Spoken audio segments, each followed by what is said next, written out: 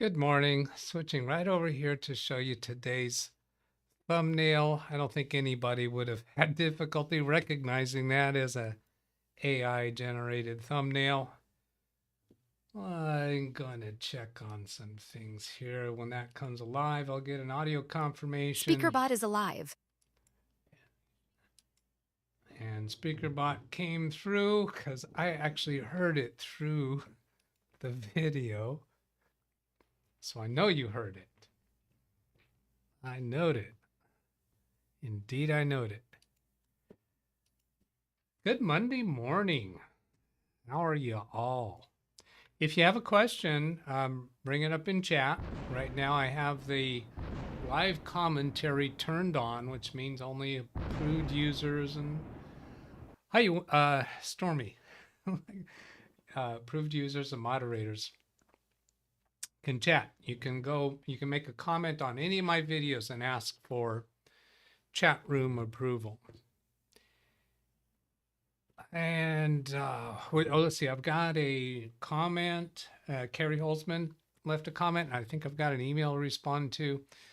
We've got John Williams. Hello, Jeff Ryman, Rick Lake, Ski Man. Got some weather reports going on here. Brian Lightfoot. We're expecting a high of 1 above 65. For some reason, he doesn't want to say 66. Ski Man interpreted that as 66. Alice Jones, Mike Wojcik. Hello, everybody. Good morning. Here we go from Brian. Knowledge is knowing a tomato is a fruit. Wisdom is not putting a tomato in a fruit salad. Okay. I have tomatoes in my salads, but fruit salad. I guess that's the difference.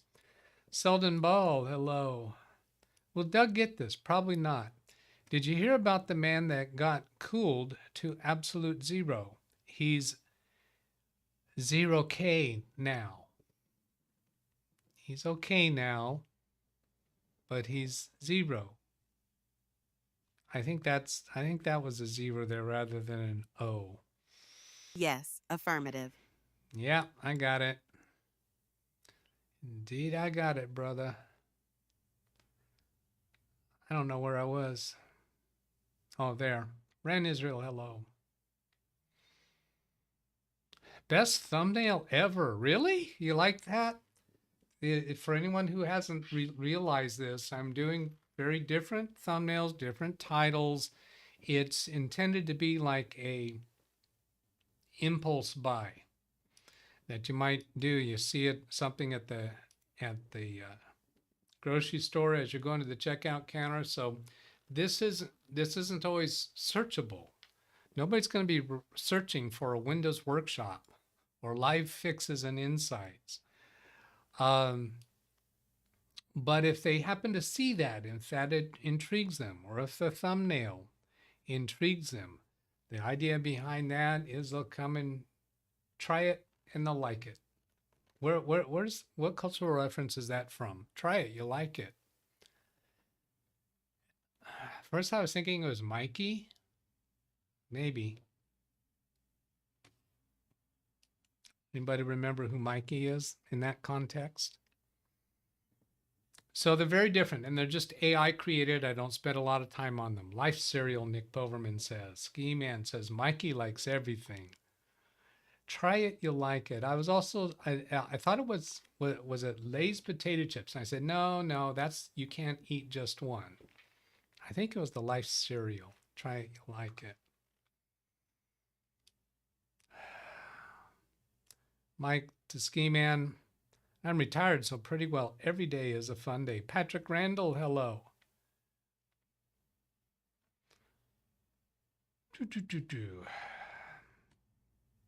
Windy day. Yeah, Los Angeles area is coming up, has a high wind warning coming up. Having a frustrating time with my fiber connection from Greg M. Briefly drops the connection. They see no issue here. We'll have to trouble myself. Yeah, if it's something that happens briefly with your router or something in your internal network, it might not actually be the fiber that's dropping. I think probably what is happening is you're losing your internet connection briefly. Whether that is actually the fiber dropping out briefly or not, maybe you don't know yet.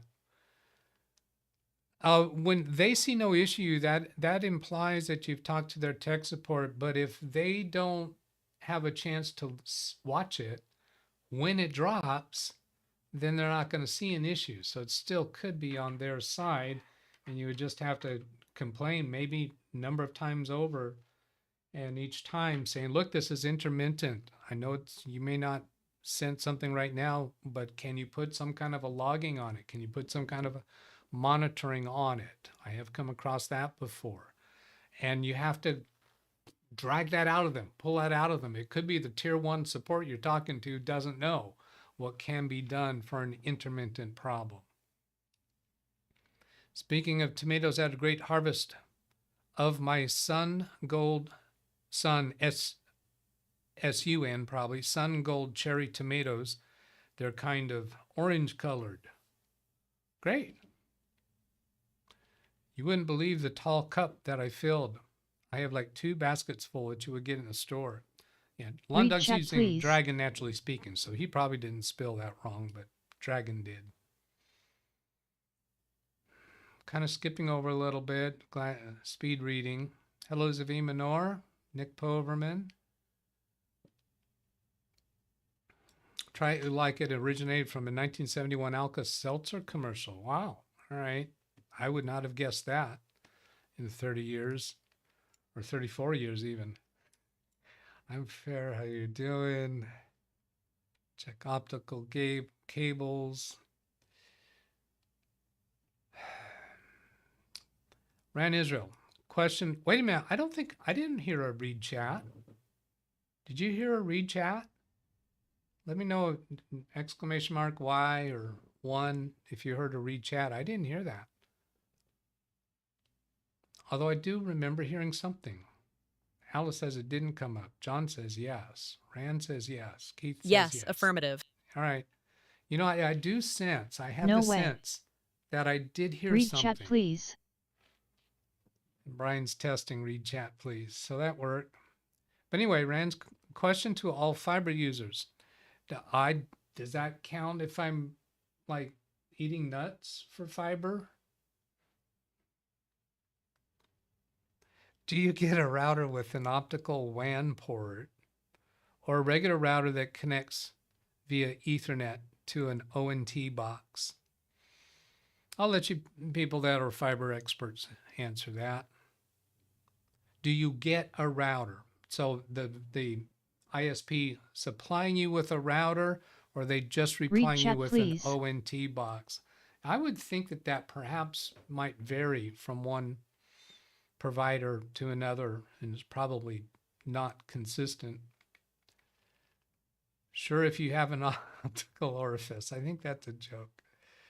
But it was Rand that was asking the question. Oh, and this one, Greg says, I get a UPS plus ONT box that then connects to normal router via Cat 5 or 6 cable. So do you own the router, Greg? It's not supplied by the service.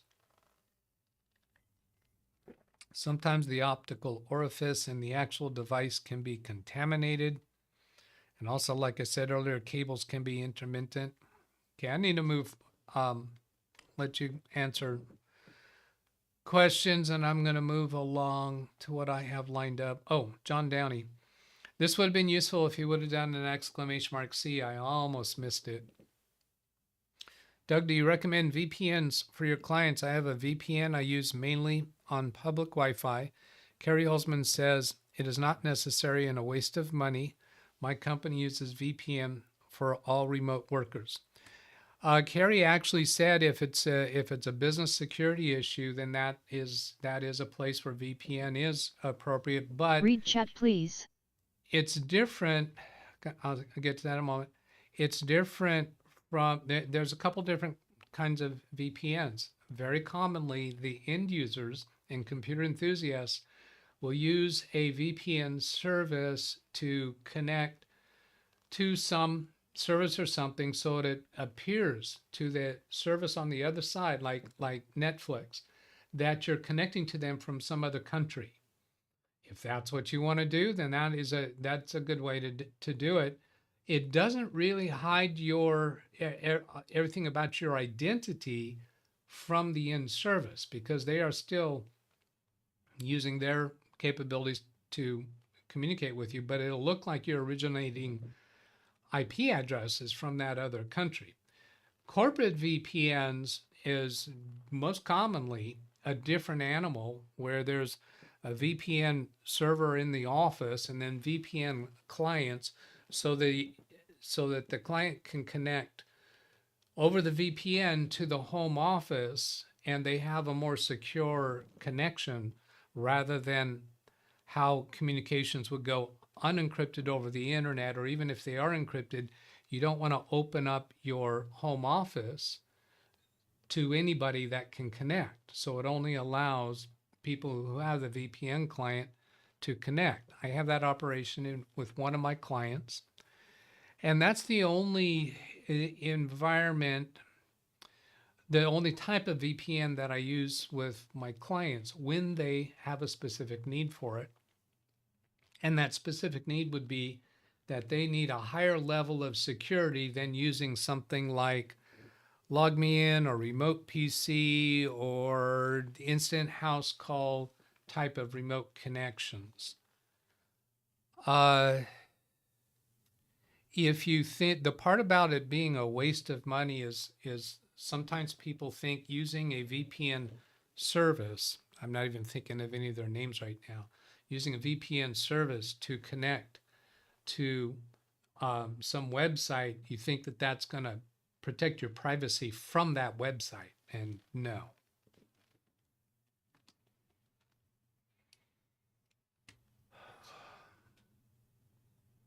And some of Kerry's things that he'll say is in response to what seems to be promoted out there a lot and misconceived. And he did say that there are exceptions to that. So he's just pointing out there's a lot of misunderstanding about what a VPN service can do for you. Read chat, please. Yeah, ExpressVPN and NordVPN. Yeah, those are the ones where they don't really anonymize you from the service that you're connecting to. They can make it look like you are connecting to them from some other location, so they don't see your true public IP address.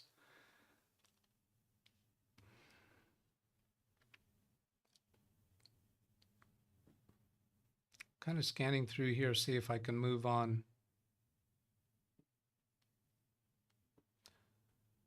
Zavi says I rent the router from the ISP. I guess that is within context Read chat, please. Of the fiber. Yeah, Ran, if you need one to access CDK deals because you can't access it from Israel, absolutely. That would be a reason to use one of these services. Absolutely.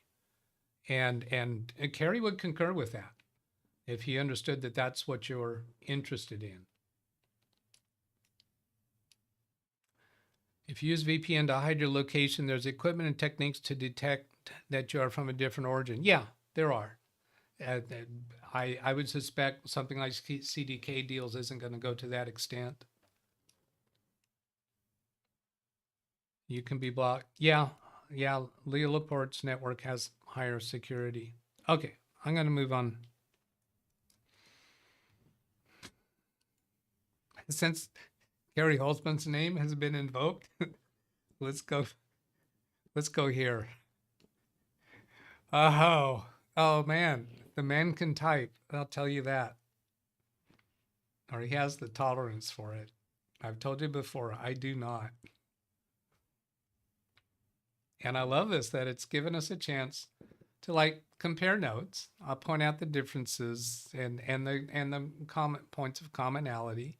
If you were to line up 10 IT technicians in a line and ask them questions along the things that we deal with, you're probably going to get 10 different answers each time.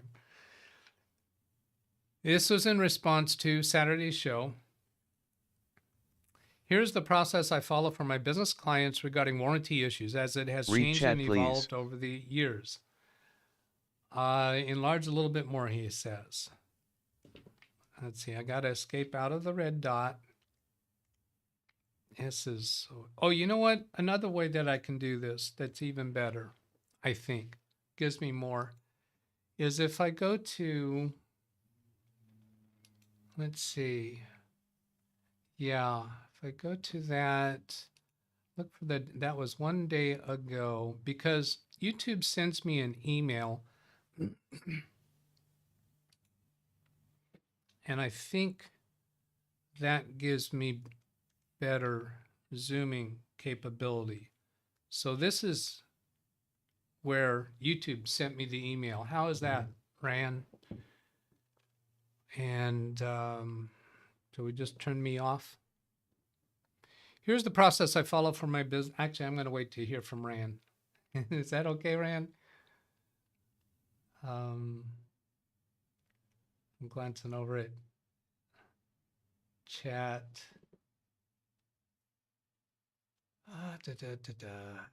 He says excellent, thanks. Okay. Here's the process I follow for my business clients regarding warranty issues as it has changed and evolved over the years. My customer used to spend about $1,000 plus per tower PC plus installation costs. I personally built and warrantied each PC I sold, customized to meet the customer's needs and budget. I only use industry standard parts. If a customer has any issues or concern, they talk to me, the person who built the computer. This is opposed to calling a stranger at a large PC manufacturer that uses proprietary parts, Dell, HP, etc. Waiting on hold, explaining the issue, and waiting for an RMA process to begin. These days, I encourage my customers to order a spare computer and save an older PC as an emergency spare they can fall back on without waiting on me. Now, when customers order mini PCs, the cost is about 50% less. Average less than $500 per mini PC. If I have a client who needs 10 plus mini PCs, we order 12 instead. It is still saving them a ton of money. I configure all 12 mini PCs the same, even though 2 in this example are spares, like an unused fire truck.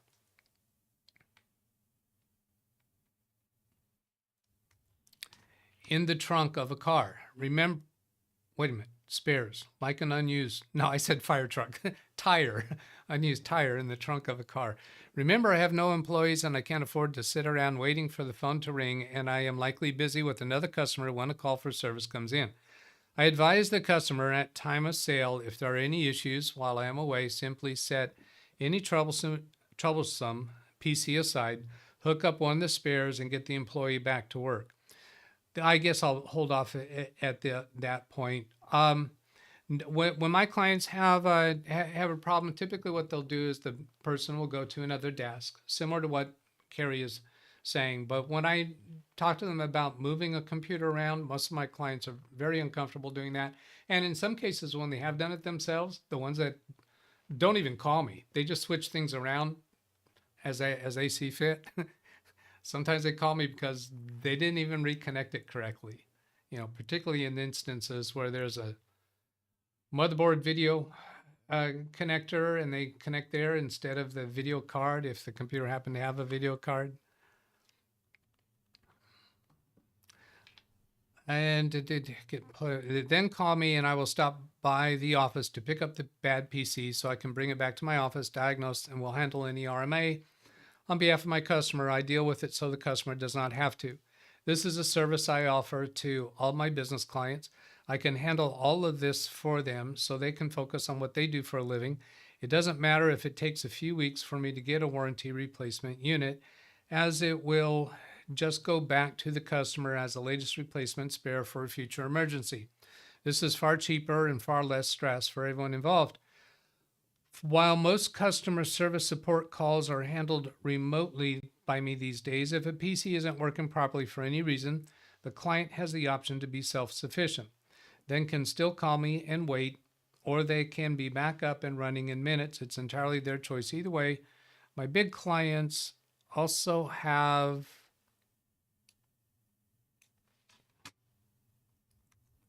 at least one spare network switch, one spare VoIP phone, one spare modem, or failover internet connection. Now, the way I handle this bit here is very rare that I have a client that would feel comfortable swapping out any of those equipment, but I carry the spares myself in my car all the time. I always have. So if I show up at an office and discover, oh, surprise, there's a bad network switch, I have it, including a 24 port switch. In case the ISP goes down, they can instantly switch to a different ISP. Also, I have some extra routers on hand in the car. In fact, it happens automatically within the router. You can instantly switch to a different ISP automatically within the router so the clients remain productive. Yeah, you can have backup ISPs. I have had routers that can do that, and even the service available, but we haven't done it. Generally, it hasn't been enough of a pain point. If router goes down, it's just not been that much pain for how long it takes to get them back up. A spare hard drive is kept on top of each NAS at each office.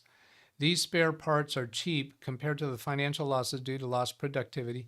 This is not a major investment. There's no time waiting on parts. If a Netgear switch has a lifetime warranty, as most do, I will pick up the bad switch, file the RMA, send it back to Netgear, and when the replacement arrives a few weeks later, that replacement becomes a new spare for next time. Now, I suppose with what he said previously is that he does not charge them for his time doing it.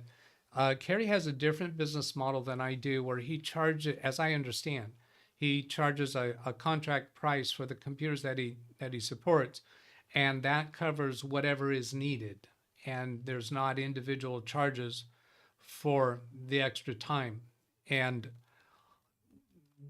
he's made a point that when he sells an item, he warranties it himself. I don't, because that is not, in my opinion, a legitimate role for my business.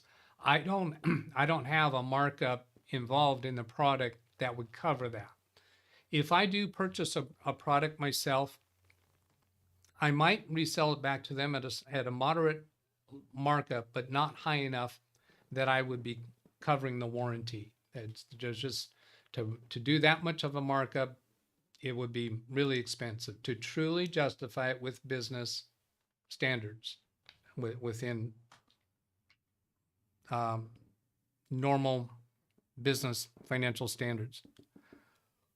The client barely notices anything ever went wrong. I deal with it behind the scenes for them. For small businesses, the losses versus the cost of being prepared may not make as much sense as medium-sized businesses with several employees on payroll.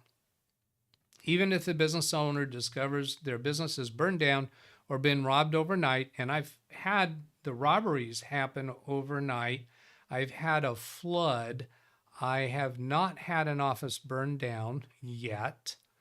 I also have spare generic parts and PCs I can loan to my clients, get them up and running with offsite backups in any location. Some of my offsite backups are with removing an external drive, but even those sites also have cloud backups. So cloud backups are a form of offsite, but cloud backups take longer to restore from. So I have, it's not uncommon that I have local, external, or even internal backup drives as well as cloud backup. I have a mix of external backup drives and internal backup drives. The advantage, hi there, the advantage I like of internal backup drives is they don't lose their connection. Sometimes external USB connected hard drives will lose their connection. And for that reason, in those cases, I'm backing up to those drives using MagnusBox, which is primarily a cloud backup, but it can also back up to a local USB connected drive.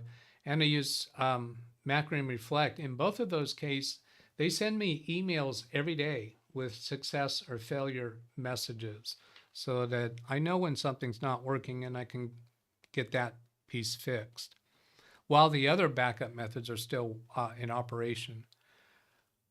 In any location, even a hotel room at any time in just a couple hours, this reduces business losses and unproductive downtime and gives the business owner more time to find a permanent solution without as much stress concerning lost income during the crisis. I'm not certain that I've responded to everything in there that I do. Well, let's see. I guess one of them was about the proprietary parts. I've done a lot of Dell. Wow, not a lot. It's a little misleading. I have done power supply replacements for Dell and HP with generic power supplies. Sometimes the power switch on the back isn't quite right. Sometimes the screw holes don't quite fit, but I don't bother waiting for warranty parts. I in those days I typically had a spare on hand. If I go into an office and discover that there's a bad power supply, I typically just go to my trunk, get a replacement part, and install it.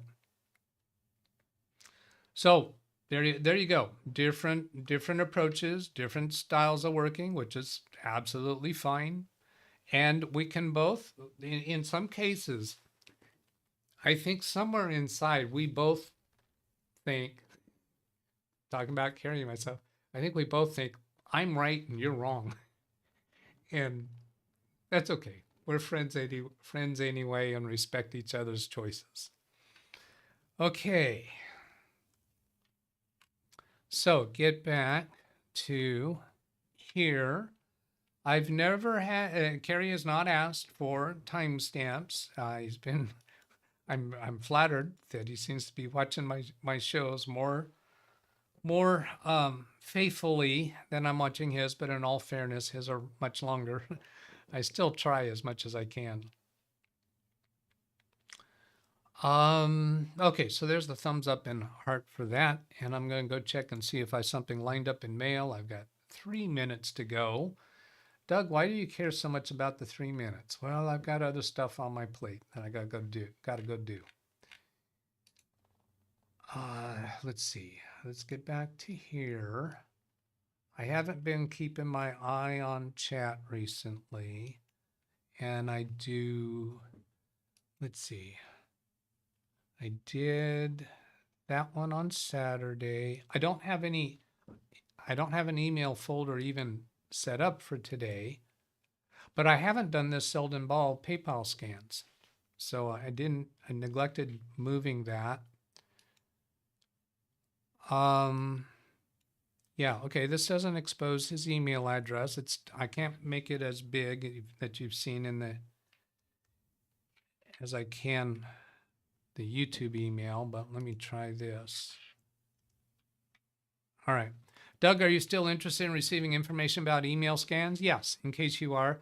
I've recently received several notices claiming to be from PayPal. They were quite sophisticated, looking quite professional, perhaps based on real PayPal invoices. I've never actually used PayPal for anything, so I don't know that for sure. The return address and the URLs in them that I checked did link to PayPal resources.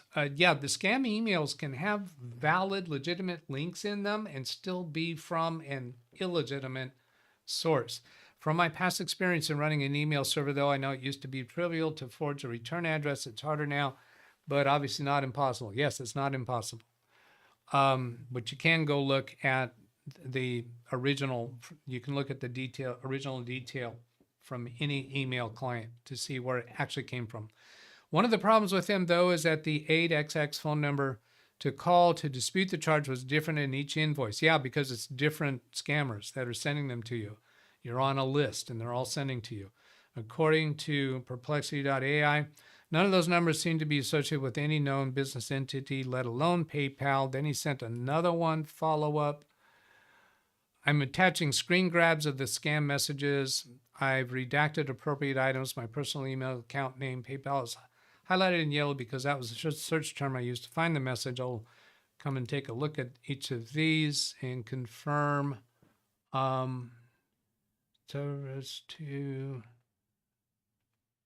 and can I make that one bigger? There's bigger. I don't see any. All right, I can zoom in on it.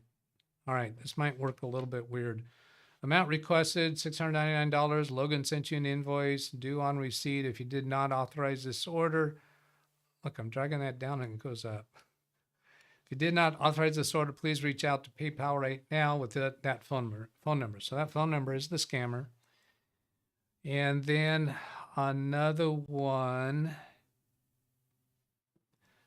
Don't recognize this invoice before paying. Make sure you recognize if you don't report and so forth. It's like these learn more and the C terms, those might be valid links.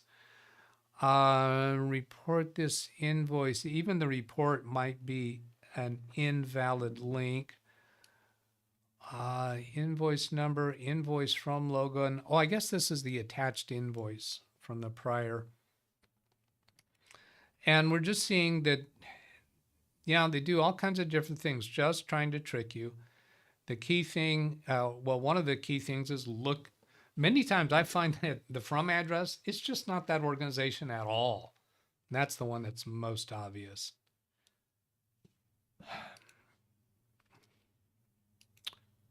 All right, coming to chat.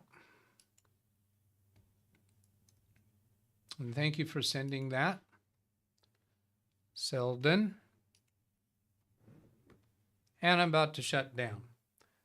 I'm not aware of any other questions that have been asked. Zavi Menorah, carry model calling retainer contract, and you and me are giving service per call. Carry business model, retainer is a retainer contract, and Zavi pointing out that myself and him are service per call. Yeah. And I like that far better than retainer. There's many reasons why I don't like the retainer contract. Yes. Selden says, thank you.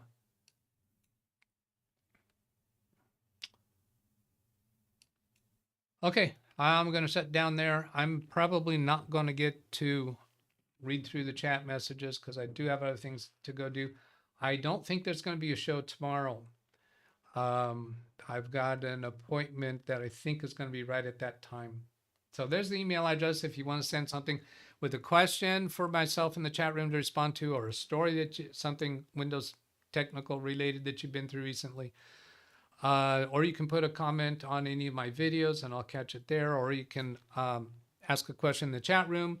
If you're wanting to be active in the chat room and you haven't been able to, just put a comment on any of my videos asking for approval from the chat room. As long as your channel does not have the earmarks of a troll, then I will approve that. All right. Have a great day, everybody. Catch you later. Goodbye.